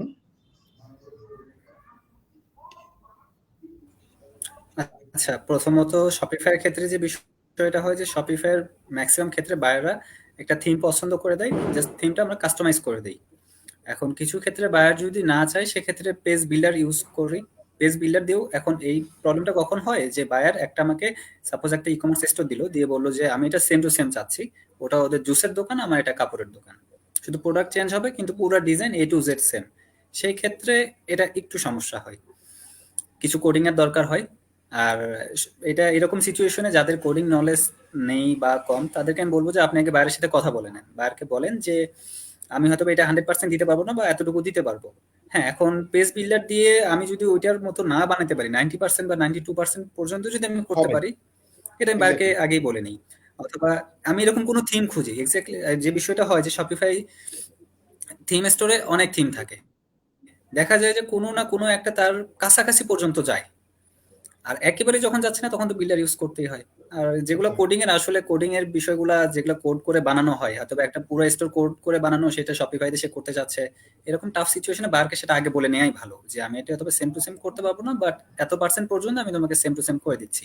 হ্যাঁ, দিতে সেই পারবো, ক্ষেত্রে রাইট। বায়ার যদি একটু অন্যরকম হয়, কারণ সবাই তো সেম না, বায়ারকে আপনি এক্সট্রা কিছু ওই সরি এক্সট্রা কিছু কাজ বা ফিচার অফার করবেন যে আমি এটা এরকম করে দিচ্ছি, বাট তার অপোজিটে আমি তোমাকে হয়তো একটা ফ্রিতে চ্যাটবট করে দিচ্ছি, বা তোমার ফুটারের ডিজাইনটা এরকম করে দিচ্ছি, বা এখানে এটা করে দিচ্ছি। সো এটা আসলে একটা কমিউনিকেশনের ভিতরে আনতে হয় যে আমি এটা কিভাবে বায়ারটাকে ডিল করব। এটা মানে ওই কমিউনিকেশন স্কিলের উপরে ডিপেন্ড করে। এক্স্যাক্টলি। আসলে একটা ক্লায়েন্টের রিকোয়ারমেন্ট যাই থাক, আমি যদি ক্লায়েন্টের সাথে লয়াল থাকি এবং ক্লায়েন্টের সাথে একটা ভালো সম্পর্ক থাকে, একটা ডিজাইন স্লাইডার আছে, স্লাইডারের জায়গায় আমি কাছাকাছি কিছু একটা কিন্তু বসায় ক্লায়েন্টকে যদি কনভিন্স করতে পারি, জিনিসগুলো খুব ইজি। কিন্তু দেখা যায় নতুনরা অনেক ঘাবড়ায় যায়, এটা একটা কমন প্রবলেম যে ক্লায়েন্ট এটা চাইছে এরকমই হইতে হবে, এবং ক্লায়েন্টকে বুঝায় বলতে পারে না যে আমি এটা দিতে পারতেছি না, এটা কাছাকাছি এরকম, আই হোপ এটা ধরো টেস্টিমোনিয়াল স্লাইডার, বিভিন্ন ধরনের স্লাইডার, ক্লায়েন্টের কাছে এক ধরনের স্লাইডার ভালো লাগছে, ক্লায়েন্ট বললো আমরা কাছাকাছি একটা তো স্লাইডার পাবো, আমরা একটা না হলে দুটো দেখাবো, তিনটা দেখাবো। তো এভাবে আসলে ক্লায়েন্টের কমিউনিকেশনের মাধ্যমে, ক্লায়েন্টকে কনভিন্স করার মাধ্যমে এই জিনিসগুলো ওভারকাম করা যায়। আচ্ছা, এমডি স্বপন একটা কোয়েশ্চেন করছে, 16টা অর্ডার কমপ্লিট করছে, ফাইবারে গিগ খুঁজে পাচ্ছে না, রিভিশন খাইছিল, একটা 1 স্টার রেটিং খাইছিল। আচ্ছা, এটা ওই যে আমরা শুরু থেকে বলতেছি, এরকম 1 স্টার রেটিং বা রিভিউ খেলে দেখা যায় অনেক সময় গিগটা পিছনে চলে যায়, সেক্ষেত্রে 2 মাস 2.5 মাস সময় দিলে আস্তে আস্তে গিগটা আবার র্যাঙ্ক করবে। আর একটা ইম্পর্টেন্ট জিনিস হচ্ছে নতুন গিগ খুলতে পারো, অথবা গিগটা হালকা কিছু কাস্টমাইজ বা এডিট করতে পারো। আচ্ছা, মোহাম্মদ ইয়াহিয়া ইংলিশ জানেই না একবারে, এটা কেমন হইলো, কাজ কি পাওয়া সম্ভব? সো সেক্ষেত্রে লোকাল ক্লায়েন্ট টার্গেট করতে পারো। লোকাল ক্লায়েন্টদের যারা মানে সোশ্যাল মিডিয়াতে আমাদের লিঙ্কডইন, ইনস্টাগ্রাম, ফেসবুকে প্রচুর ক্লায়েন্ট আছে, তাদের কাছ থেকে কাজগুলো নিয়ে করতে পারো, কারণ মার্কেট প্লেসগুলোতে ক্লায়েন্টরা ইংলিশে কমিউনিকেশন করবে। এছাড়া গুগল ট্রান্সলেটরের কথা বলছে আদনান, চমৎকারভাবে বলছে। গুগল ট্রান্সলেটর ইউজ করেও ক্লায়েন্টের মেসেজগুলোকে তুমি ইংলিশ থেকে বাংলায় কনভার্ট করে, এরপর তুমি ট্রান্সলেটরের মধ্যে বাংলাটাকে ইংলিশে কনভার্ট করে ক্লায়েন্টকে ফরওয়ার্ড করতে পারো। এই তো। আচ্ছা, তো তোমাদের আচ্ছা, দুজনের ইয়াহিয়া জিজ্ঞেস। ভাইয়াকে আমি একটা অ্যান্সার করি যে হ্যাঁ হ্যাঁ, বলো। ইয়াহিয়া ভাইয়া, আপনি যদি ইংরেজি একেবারেই না জানেন, তাহলে আপনি যে কাজটা করবেন, আপনি ফাইবারের পাশে আরেকটা ট্যাবে ট্রান্সলেটর অন রাখবেন। আপনি যদি ট্রান্সলেটর ইউজ টু হন, আপনি শুধু ইংরেজি না, আপনি ওই হিব্রু বলেন, জার্মান বলেন, স্প্যানিশ বলেন, আপনি সব ভাষার বায়ারকে ডিল করতে পারবেন। So exactly. আপনি ট্রান্সলেটর ইউজ করেন, ভয় পাবার কিছু না, আপনিও পারবেন। আপনি যদি কাজ পারেন, একটা ভাষার জন্য আপনার কাজ বা আপনার স্কিল থেমে থাকবে না, আপনি ট্রান্সলেটর ইউজ করেন। আচ্ছা, আলিফা নামে একজন কোশ্চেন করছে ওয়ার্ডপ্রেসের র্যাঙ্ক ম্যাথ অথবা ইউএসড এসইও কোনটা বেটার? ইউএসড আসলে অনেক আগে লঞ্চ হয়েছে এবং ইউএসড দিয়ে এসইও হয়েছে, এরকম সাইটের সংখ্যা অনেক বেশি। বাট র্যাঙ্ক ম্যাথ আসলে নতুন হিসাবে অনেক বিউটিফুল, বিকজ এখানে আমি মাল্টিপল কিওয়ার্ড টার্গেট করতে পারি। সাধারণত ইউএসড এসইওতে একটা কিওয়ার্ড দিয়ে একটা ব্লগে র্যাঙ্ক করানো যায়, কিন্তু র্যাঙ্ক ম্যাথে মাল্টিপল ব্লগ টার্গেট করা যায় এবং ইটস টোটালি ফ্রি, কোনো পেইড ভার্সন নাই। So that's why recently rank ম্যাথটা আমরা ক্লাসে দেখাই, ইউএসড এসইও আগে দেখাইতাম। সো আমার মতামত যদি জানতে চাও সেক্ষেত্রে র্যাঙ্ক ম্যাথ ইজ গুড। তো তোমাদের গল্প মানে ফিউচার শুনি। পিয়মস, তোমার প্ল্যান কি আগামী 1-2 বছর 3 বছর পর? জবে যাওয়ার প্ল্যান, যেহেতু ফাইনাল ইয়ার আসো, জবে যাওয়ার প্ল্যান নাকি ফ্রিল্যান্সিংটাকে অন্য লেভেলে নেওয়ার প্ল্যান, বা কোনো টিম বা এজেন্সি এরকম থিংকিং? তোমার আসলে ফিউচার প্ল্যানটা কি আসলে অ্যাকচুয়ালি? আমি ভাইয়া চিন্তা করেছি যে এজেন্সি তো অ্যাকচুয়ালি আমি যতদিন না একটা ফিক্স ক্লায়েন্ট পাই ততদিন তো আমি এজেন্সি দাঁড় করাতে পারবো না, কারণ আমার যদি একটা ফিক্স আর্নিং না হয় ততদিন তো আমি আসলে এটা কোনো সিউরিটিও পাবো না, গ্যারান্টিও পাবো না। তো কারণ একটা এজেন্সি রান করাতে হলেও তো আমাকে ওখানে বেশ কিছু ইনভেস্ট করতে হবে, কিংবা তাদেরকে চালনা করতে হবে, এবং সেই পরিমাণ আমাকে ক্লায়েন্টও নিয়ে আসতে হবে। আর তাই জন্য আমি প্রথমত চিন্তা করছি যে আমি কোনোদিন যদি একটা ফিক্সড ক্লায়েন্ট পাই তারপরে আমি বাকিটা চিন্তা করব, এখনো সেটা নিয়ে আমি এই দূরে চিন্তা করিনি। আচ্ছা, এমনি তোমার প্রতিদিন বা ধরো মাসে কয়টা কাজ থাকে প্রত্যেক মাসে অন এভারেজে, এবং সেগুলো একাই হ্যান্ডেল করতেছো? এখন পর্যন্ত জাস্ট একবারই এরকম হয়েছে যে মাসে প্রায় 28টা জব এসেছিল। হ্যাঁ, 28টার মতো কাজ এসেছিল, এবং না আমি একা হ্যান্ডেল করিনি। ওই যে আমি বলছিলাম যে আরিফুজ্জামান তুষার, উনি আমাকে সাহায্য করেছিল। আর হচ্ছে প্রতি মাসে অন এভারেজ 2-1টা থাকে, মানে 2-1টা বলতে আমি আপওয়ার্ক থেকে মানে গ্র্যাব করার চেষ্টা করি। ফাইবারে আমি এখনো কাজ পাচ্ছি না, এখনো আমার ফাইবারে কোনো নক আসে নাই। আর যদি আপওয়ার্কে বিট করি তো মানে একটা বিট, সরি 3-4টা বিট করার পর মোটামুটি একটা কাজ পাই, এবং ওটা নিয়ে আমি মানে সন্তুষ্ট থাকি আর কি। বুঝতে পারছি। ওকে, আদনানের ফিউচার প্ল্যান কি? আদনান অল্প সময় মোটামুটি ভালো একটা পজিশনে চলে আসছো, খুব বেশি দিন হয়নি, 8-9 মাসের মধ্যে আসলে একটা লেভেলে চলে আসছো। তো তারপরও ফিউচার প্ল্যান থাকে, ধরো আমার এই অ্যাকাউন্টটা বা আমার ফ্রিল্যান্সিং ক্যারিয়ারটাকে এই লেভেলে নিয়ে যাব, বা জবের পাশাপাশি করবো, এরকম প্ল্যান কি তোমার? আচ্ছা, প্ল্যানিংটা হচ্ছে প্রথমত যদি বলি, যেহেতু পড়াশোনা রিসেন্টলি শেষের পথে, আর এই ডিসেম্বরে ইনশাল্লাহ শেষ হয়ে যাচ্ছে, তো জবের আমি ট্রাই করব। কিন্তু আমি এটাতে আসলে এমন একটা মজা পাইছি যে আসলে এটা ছাড়বো না। আমি যে জবেই থাকি না কেন, আমি এটা কোনো না কোনোভাবে আমার এই ফ্রিল্যান্সিংটা আমি কন্টিনিউ রাখবো। যদি আমি নিজে কাজ করতে নাও পারি, আমাদের গ্রুপে আমার টিম মেম্বারে আমাদের সিএমপিতে অনেকে থাকে, হয়তো তাদের সাথে আমি শেয়ার করে নিয়ে নেবো। হয়তো আমি নিজে করলাম না, নিয়ে আরেকজনকে দিলাম, সে করলো, আমি হয়তো অ্যামাউন্টটা তার সাথে শেয়ার করতে পারি। কিন্তু আমি আসলে টু বি অনেস্ট আমি ফ্রিল্যান্সিংটা অফ করবোই না। সো ফ্রিল্যান্সিং আসলে মোটামুটি কারণ স্টুডেন্ট অবস্থাতে আমি আল্লাহর কাছে শুকরিয়া, আল্লাহ আমাকে যতটুকু দিয়েছে, তো সাইড ইনকাম, এটা সাইড ইনকামের একটা ভালো সোর্স। আর এটা এমন কিছু না যে এটার জন্য আমাকে সব ছেড়ে দিয়ে এটার পিছনেই বসে থাকতে হবে। কাজ আসলো, আমি কাজটা নিয়ে রাখলাম, নিজে সময় পেলে করলাম, না হলে একজনকে দিলাম। বাংলাদেশে তো এমন কেউ, পৃথিবীতে তো এমন কেউ আমরা রোবট না যে আমরা 24 আওয়ার কাজ করি। তো নিজের সময় যদি আমি কাজ করতে না পারি, আমি কাউকে সাথে নিয়ে করব, বাট আমি এটা ধরে রাখবো ইনশাল্লাহ। সোহাগ হোসেন একটা কোশ্চেন করছে, পিএমস রিপ্লাই করো, ফোকাস হারায় ফেলে স্কিল ডেভেলপমেন্টের সময়, কি করা যায়? সেক্ষেত্রে শুধুমাত্র আগে আমিও এরকম কাজ করেছি যে মেলাগুলো স্কিল ডেভেলপমেন্টে এইসব দিতে গিয়ে আসলে মানে ফোকাস হারিয়ে যায়।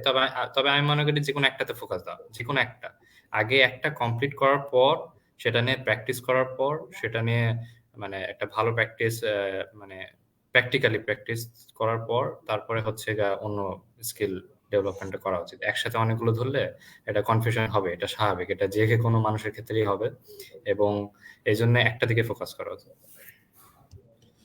আচ্ছা, আর আদনান একটু রিপ্লাই করবা, সোশ্যাল মিডিয়া প্ল্যাটফর্মগুলোর মধ্যে কোনগুলো তোমার কাছে ভালো মনে হয়েছে? কারণ আমার তো অনেকগুলো সোশ্যাল মিডিয়া দেখে, 10টা 12টা, এর মধ্যে কোন কোন সোশ্যাল মিডিয়াগুলো তোমার কাছে ইফেক্টিভ মনে হয়েছে অ্যাকচুয়ালি? আচ্ছা, সবচাইতে আমার কাছে যেটা ভালো মনে হয়েছে সেটা হচ্ছে ইনস্টাগ্রাম, তারপরে হচ্ছে লিঙ্কডইন এন্ড টুইটার। ইনস্টাগ্রামটা আমার কাছে সবচাইতে বেশি ভালো মনে হয়েছে, কারণ ইনস্টাগ্রামে দেখা যায় যে সাপোজ আমরা যখন আমাদের নিজেদের অফার দিয়ে কোনো পোস্ট করি, এটা হয়তো বা আমি হয়তো আগে করে রেখেছি, তখন আমার অ্যাকাউন্টটা নতুন ছিল, সেভাবে কেউ দেখে নাই, এখন হয়তো বা ওটা দেখে আমার বাংলাদেশি কি হয়তো বা আমাকে নক দিয়ে বলতেছে যে ভাইয়া আমার তো এটা লাগবে, করে দিবেন কিনা। আমি একটা ছোট্ট এক্সাম্পল দেই। আহ, বাংলাদেশের একটা ফ্যামিলি, তারা এখন ইউএসএ তে সেটেল। খুব সম্ভবত বাফেলো তো মেবি তারা থাকে, তারা ওখানে একটা বিজনেস স্টার্ট করে। তো দেখা যায় যে তারা আমাকে ইনস্টাগ্রামে আমাকে পায় and আমাকে নক দিয়ে বলে যে ভাই আমাদের বিজনেসের ওয়েবসাইটটা বানায় দেন। তো ইনস্টাগ্রাম এমন একটা জায়গা, ইনস্টাগ্রাম ফেসবুক কম বেশি সবাই ইউজ করে। এখন লিঙ্কডইন টুইটার আমাদের দেশে হয়তো বা সেভাবে ইউজ হয় না, বাট দেশে বাইরে ইউজ হয়। আর ইনস্টাগ্রামের সুবিধা হচ্ছে যে আমরা শুধু বাংলাদেশ, ইন্ডিয়া, পাকিস্তান না, ওই সব জায়গাতেই পাচ্ছি ফেসবুক। আমি তো এমনও দেখেছি যে আমার তো মাঝে মধ্যে মনে হয় যে ফেসবুক কি শুধু আমরা এই সাউথ এশিয়াতেই মনে হয় বেশি ইউজ করি। কারণ আমি এমন কোনো আমেরিকান বায়ার দেখি নাই যার ইনস্টাগ্রাম নাই। সে হয়তো বা আমাকে সোশ্যাল মিডিয়ার যে লিঙ্ক গুলো দেয়, দেখা যায় ফেসবুকের লিঙ্ক সে আমাকে দিচ্ছে না, বাট ইনস্টাগ্রাম থাকেই কমন। থাকে কম রাইট। সো ইনস্টাগ্রামের দিকে ফোকাসটা রাখলে আমার পার্সোনাল ওপিনিয়ন এটা যে ইনস্টাগ্রামটা ভালো। ইনস্টাগ্রামে অনেক বায়ার পাওয়া যায়। আচ্ছা, দুজনের কাছে একটা কমন কোশ্চেন। মোশাররফ রাহিম ভাইয়া কোশ্চেন করছে, ঘুমান কখন, রেস্ট নাও কখন, ফিজিক্যাল কোনো প্রবলেম ফেস করছো কিনা? মানে আমাদের রাত জায়গায় আসলে ফিউচার কোনো মানে ফিজিক্যাল কোনো প্রবলেম ফেস করছো কিনা, রজি ফিলিং বা লং টার্ম কোনো ইফেক্ট, বা কখন রেস্ট নাও কখন ঘুমো, এরকম একটা ব্যাপার। ওপেন শেয়ার করো দুজনই। আমার ক্ষেত্রে যেটা আচ্ছা হয়েছে যে প্রিয়ংশ প্রথম ভাই আপনি প্রথম বলেন। হ্যাঁ, আচ্ছা, আমার ক্ষেত্রে প্রথম প্রথম একটু সমস্যা হয়েছে, কারণ আমার হচ্ছে ডেইলি যে শিডিউলটা আছে সেটাকে আমাকে ফ্রিল্যান্সিং এর জন্য আবার রিশিডিউল করে অন্যভাবে একটু সাজাতে হয়েছে। কারণ আমি ডেইলি হয়তো বা ঘুমাতাম রাত 1টা 2টার দিকে, তারপরে আমাকে এখন জেগে থাকতে হয়েছে। বহুদিন এরকম জেগে থাকতে হয়েছে। সেক্ষেত্রে আমি অটোমেটিকলি সকালে যে ঘুমিয়ে যেতাম, কিংবা সকালে আমার প্রচুর ঘুম আসতো। আর হ্যাঁ, মানে লাইফস্টাইল চেঞ্জ হলে অটোমেটিকলি ফিজিক্যালি একটা মানে প্রবলেম হয় না, কিন্তু তারপরেও একটা মানে চেঞ্জ আসে, সেটা বোঝা যায়। কিরকম চেঞ্জ আসলে সেটা মানে আমি মুখে বলে বোঝাতে পারবো না, বাট এটা নিজের কাছে একটা চেঞ্জ মনে হয়। আর তারপরেও হচ্ছে যে ঘুমাই, এখনো বহুত ঘুমাই। হ্যাঁ, এখন মানে আমার অন্য টাইমে ঘুমাই। আর হচ্ছে রেস্ট আমি নেই, সমস্যা হয় না এখন, মানে একটু তাও ঠিক আছে। আর প্রাথমিক অবস্থায় একটু প্রবলেম হয়েছে, এটা একটু ম্যানেজ করতে হবে। আচ্ছা, আপনাদের কাছে কি মনে হয়েছে? আচ্ছা আমি যদি আমার জায়গা থেকে বলি, তাহলে হচ্ছে যে এটা আমরা আমাদের মধ্যে একটা ভ্রান্ত ধারণা যে ফ্রিল্যান্সিং মানেই রাত জাগতে হবে। বিষয়টা এমন না। আমরা যারা মুসলমান আছি, আমরা তো ফজর নামাজের জন্য তো ভোরবেলা উঠি। নামাজটা তো আমাদের জন্য ফরজ। তো আমি যদি নামাজটাকে টার্গেট করে যদি এই ভোরে উঠি, দেখা যাবে যে ম্যাক্সিমাম ক্লায়েন্ট আমরা এই সময়টাতেই পাই। তো আমার তো রাত 2টা 2:30 3টার সময় জেগে থাকার কোনো দরকার নেই। আমি একটু আর্লি শুইলাম। আমি আর্লি শুয়ে আমি ফজরের নামাজের নিয়তেও যদি উঠি, কে জানে আমি এই সময় 2টা বায়ার পাইতে পারি। এটা একটা লাইফ স্টাইলের ব্যাপার। এটা কখনো জুলুমের কোনো ব্যাপার না, লাইফ স্টাইল চেঞ্জ করার কোনো ব্যাপার না। এটা পুরোটা একটা লাইফ স্টাইল। এটাকে একটা অভ্যাসে আনতে হয়। আরেকটা বিষয় হচ্ছে আমি আমি যত বায়ার পাইছি, হয় ভোর রাতে পাইছি, অথবা এই 8টা থেকে 11টার মধ্যে পাইছি। রাত 8টা থেকে 11টার মধ্যে পাইছি, অথবা ভোর রাতে পাইছি। তো নর্মালি আমরা ঘুমাইতে ঘুমাইতে 11টা 12টা ম্যাক্সিমাম মানুষের এই সময়টা হয়ে যায়। আর যেহেতু আমরা মুসলমান বা যে যে ধর্মেরই থাকি, ভোরে ওঠা তো খারাপ না। তো আমরা যদি ভোরে ওঠা টার্গেট নিয়েও যদি আমরা আগে শুই, দেখা যাবে যে আমরা বায়ারটাকে ইজিলি ধরতে পারতেছি। আর শুধু যে রাতে আসে তা না, দিনেও বায়ার আসে। আর তার থেকেও এখন কেউ যদি কিছু নাই বোঝে, সবচাইতে বড় কথা যারা রিলেশন আছে, প্রেম করে, তাদের জন্য তো আরো সুবিধা। রাতে কথা বলতেছেন, ফাইবারটা অন করে কথা বলেন। দিনে কাজ করতেছেন, ফাইবারটা অন করে কাজ করেন। সো রাত জাগা বা আমাকে রাত জাগতে হবে, দিনে প্রেশার নিতে হবে, এমন কিছু না। বায়ার কখন আসবে আমরা তো জানি না। আর যারা কাজ করতেছেন, 2-1টা অর্ডার পাইছেন, সে তো জানেন যে আমার বায়ারটা কোন সময় আসে বা আমার কোন গিগে আসে। সো আপনি তখন ওই টাইম বুঝে আপনার লাইফ স্টাইল আপনি নিজের মতো করে নিতে পারবেন। এটা এমন কিছু না যে আপনার হেলথ খারাপ হয়ে যাবে বা আপনাকে একদম খালি রাত জাগতে হবে, এমন কিছু না। আচ্ছা, গ্রেট। সো আমাদের একটা কোশ্চেন করছে মেহেদি এইচ মাহমুদ, ও আমাদের অলরেডি এলিট ফ্রিল্যান্সার, আশা করি হয়তো নেক্সট 1টা বা 2টা লাইভে এসে চলে আসবে। So which one is lucky for you, female client or male client, আর এনি ফানি এক্সপিরিয়েন্স আছে কিনা? সো পিয়মস, তোমার কাছে কি মনে হয়েছে অ্যাকচুয়ালি, মেল বা ফিমেল ক্লায়েন্ট লাকি, এবং কোনো ফানি এক্সপিরিয়েন্স আছে কিনা? আমার কাছে মেইলই লাকি মনে হয়েছে। ফিমেল অলওয়েজ একটু ইরিটেটিং। ইরিটেটিং এই জন্য বলছি না যে আসলে তারা একটু বেশি বকে, এবং তারা চায়ও বেশি কিছু, ঠিক আছে। তো সেক্ষেত্রে আসলে আন্ডারস্ট্যান্ডিং অতটা ভালো মিলে না ফিমেলদের সাথে, বাট মেল ইজ ওকে, আমার জন্য মেল ওকে। আচ্ছা, আদনান। ভাই আমি আমার লাইফে যত কাজ করছি সবচাইতে বেশি প্যারা গেছে ফিমেল ক্লায়েন্টের হাতে। মানে আমি বুঝি না এদেরকে কি দিয়ে আল্লাহ খুশি করার, মানে আল্লাহ আমার মনে হয় ওই গুণাগুণ দেয় নাই যে আমি একটা ফিমেল ক্লায়েন্টকে হ্যাপি করব। যাই করি এটা পছন্দ হয় না, কালার পছন্দ হয় না, এটা পছন্দ, মানে এদের সমস্যা সমস্যা থাকেই। এদের সাথে ডিল করতে গেলে হয় আপনাকে খুব ভালো মতো মানে সফট ভাবে কথা বলতে হবে, অথবা সে যা বলতেছে এটা হচ্ছে একদম মেনে নেওয়ার যদি মানে খুব পাওয়ার থাকে যে আমার উপরে যা চাপাবে আমি সেটা মানবো, তাহলে আপনি ভালো। অথবা যদি খুব ভালো মতো বুঝাইতে পারেন তাহলে আপনি ভালো। আর ফিমেল ক্লায়েন্টকে হ্যাপি করা খুবই কঠিন। আমি যে 5টা অর্ডার ক্যান্সেল খাই আমার পুরো এই লাইফে, আমি 5টা অর্ডার ক্যান্সেল খাইছি, এর মধ্যে 4টাই ফিমেল বায়ার। এমনও হয়েছে যে কাজ করে দেওয়ার পরেও তারা ক্যান্সেল করে দিছে। আচ্ছা, হোসেন সাহেবেরা হাসতেছে। আচ্ছা, আমাদের অনেকে লাইভে আসলে অনেক ফিমেল আছে, বেসিক্যালি ওরা ফিমেল ক্লায়েন্ট নিয়ে কথা বলতেছে, ফিমেল মানুষ না। বেসিক্যালি ক্লায়েন্টদের ক্ষেত্রে একটু তারা চুজি থাকে, ইটস ট্রু, আমার ক্ষেত্রে এরকম হয়েছে। আর একটু খিটখিটে থাকে, মানে খুঁতখুঁতের ব্যাপারটা থাকে, বা অনেক পারফেক্ট করতে চায়। সো তাই মানে এ নাম যে মেয়েরা খারাপ, মেয়ে ক্লায়েন্টদের কথা বলা হয়েছে আর কি। আচ্ছা, স্যার আমি আরেকটা বিষয় একটা ভাইয়া, লিঙ্ক ফিমেল ক্লায়েন্ট গুলো একটু কিপটাও থাকে। থাকে না। আচ্ছা, এটা কান্ট্রি টু কান্ট্রি ভ্যারি করে আসলে। আচ্ছা, আমার স্ক্রিনে একটা লিংক আছে, এখানে আমি দুইটা লিংকই দেখাচ্ছি। সবার প্রথমে এই রিভিউ অপশনে আমাদের অনেকগুলো লাইভ এই পর্যন্ত গেছে। আচ্ছা, সো এই রিভিউ পেজটা হচ্ছে এই পেজটা, যেখানে আমাদের কিছু সিঙ্গেল ফ্রিল্যান্সারদের ইন্টারভিউ সেশন আছে, এরকমই কিছু সেশন তারা তাদের লাইফস্টাইল নিয়ে গল্প করছে, তারা তাদেরকে নিয়ে বলছে। এছাড়াও এই যে আমরা অলমোস্ট গত 2 মাস ধরে এলিট লাইভের ব্যবস্থা করছি, যেখানে আসলে আমরা দুজনকে নিয়ে আসার চেষ্টা করি। এই ভিডিওগুলো একটু কভার করো, তাহলে একটা চমৎকার আইডিয়া পাবা। এর পাশাপাশি আমাদের কোডবেন বিডি ওয়েবসাইটে কোডবেন বিডি সাকসেস নামে একটা পেজ আছে। হ্যাঁ, এই পেজে গেলে তোমরা দেখবে আমাদের top rated freelancer, level 2 freelancer যারা আছে তাদের প্রোফাইলগুলো দেখতে পাবে। আই হোপ আমি সব ইনলিস্ট করতে পারি নাই, এখানে প্রায় 800-900-র মতো প্রোফাইল আছে। এর বাইরেও আসলে অনেক ফ্রিল্যান্সার আছে যারা পরবর্তীতে অ্যাকাউন্ট করছে বা অন্য অ্যাকাউন্টে কাজ করে, তাদেরকে আসলে ইনলিস্ট করা পসিবল হয়নি। যাদের সাথে আসলে কানেকশন আছে তাদেরকে আমরা এখানে আসলে শোকেস করার ট্রাই করছি। সো অনেক অনেক ফ্রিল্যান্সার, সো ডিমোটিভেট হওয়ার কিছু নেই। অনেক কোশ্চেন আসছে আজকে যে আমি 1টা-2টা অর্ডার কমপ্লিট করার পর আর আগাইতে পারতেছি না বা আর অর্ডার পাচ্ছি না। তাদের জন্য একটা মানে মোটিভেশনের পয়েন্ট হচ্ছে এখানে যারাই আছে তারা তাদের সবার জার্নিটাই নট ইজ, মানে শুরু থেকে যে একদম অনেক কাজ চলে আসছে তা না। তাদের একটা সময় কিন্তু তোমাদের মতোই অবস্থা ছিল, এবং আস্তে আস্তে আসলে সময় দিতে দিতে এই পর্যায়ে তারা আসছে। আচ্ছা, সো আমরা একদম শেষে চলে আসছি। জাস্ট তোমাদের দুজনের কাছ থেকে আমি শুনবো, নতুনদেরকে কিছু একটা আইডিয়া দিয়ে আমরা বিদায় নিব। অনেকক্ষণ সময় নিছি তোমাদের, সো দুজনে অনেক ব্যস্ত। সো পিয়মস একটু বলো, নতুনদের জন্য দিয়ে একটা লাইন বলে আমরা শেষ করি।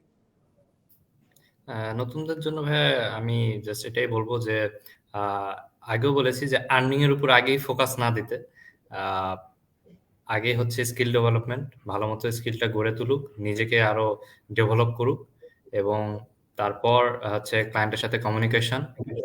This is the most second important thing, এটাই যে ক্লায়েন্টের সাথে কমিউনিকেশনটা খুব ভালো একটা থাকবে। এবং তারপর হচ্ছে আস্তে আস্তে আস্তে আস্তে ফ্রিল্যান্সিং মার্কেট প্লেসে অবশ্যই ধৈর্য ধরতে হবে, এবং তার বাবদেই সে একসময় সাকসেস হবে। রাইট। আচ্ছা আদনান, শেষ করো, মানে নতুনদের কিছু আইডিয়া দিয়ে শেষ করো। আচ্ছা, আমি শেষ বেলায় শুধু একটা কথাই বলি নতুনদেরকে, যারা সিএমবিডিতে নতুন ভর্তি হয়েছে বা নতুন ফাইবার ক্র্যাশে নামছে, আমি তাদেরকে বলবো যে ভাই ধৈর্য রাখেন। এখানে আপনি এক রাতে, এক মাসে, একদিনে কোনো লেভেল পাবেন না। ফাইবারের কন্ডিশনও লেভেল পাইতে গেলে এতগুলো দিন কমপ্লিট করতে হবে, কটা অর্ডার কমপ্লিট করতে হবে। সো পুরো বিষয়টা ধৈর্যের উপরে। যারা কাজ পাচ্ছেন না, ঠিক আছে ফাইন, আপনি কাজ পাচ্ছেন না মানে আপনার হাতে সময় আছে, আপনি আরো বেটার কিছু শিখতে পারবেন, নিজেকে আরো ডেভেলপ করতে পারবেন। আর যারা কাজ পাচ্ছেন, যে গিগে কাজ আসতেছে, তারা ওই বিষয়ে এক্সপার্ট হন। আমাদের এই সিএমবিডির ইউটিউব চ্যানেলে অনেক টিউটোরিয়াল আছে, আপনি গিয়ে দেখেন।